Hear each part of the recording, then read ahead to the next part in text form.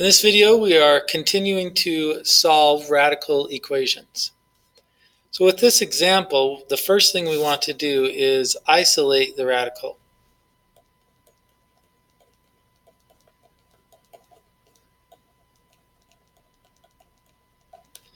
Meaning we want to get everything away from this square root. So we're going to have to add the 5, which gives us 3 times the square root of x plus 2, and that equals 12. Then we're going to divide by 3.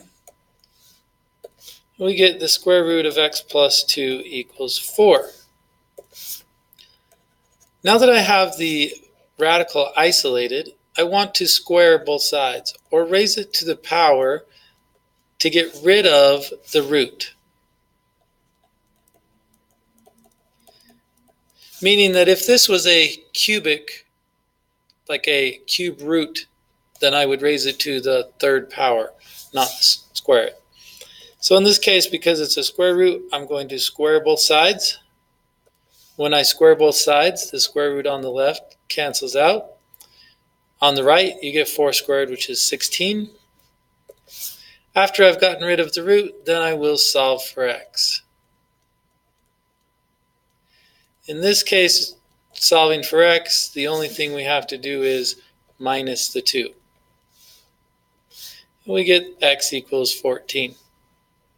Now you always want to check to make sure that this answer does work, because when we get rid of the root here, sometimes we get extra solutions that don't actually work in the original problem. So I'll take 3 times the root of 14 plus 2, subtract 5, does that equal 7?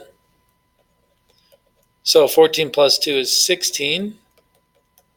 Square root of 16 is 4, so 3 times 4 is 12. And 12 minus 5 is 7, so it does check out. 14 is a good answer.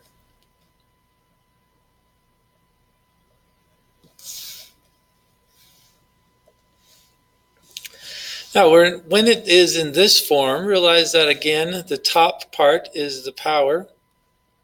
The bottom part is the root when you have a fraction in the exponent. So really, this is the third root of x plus 2 being raised to the second power.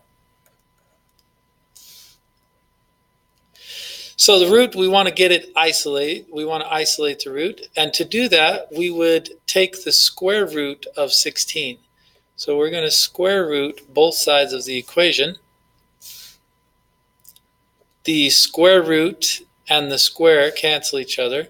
So now I have the third root of x plus 2 is equal to positive or negative 4.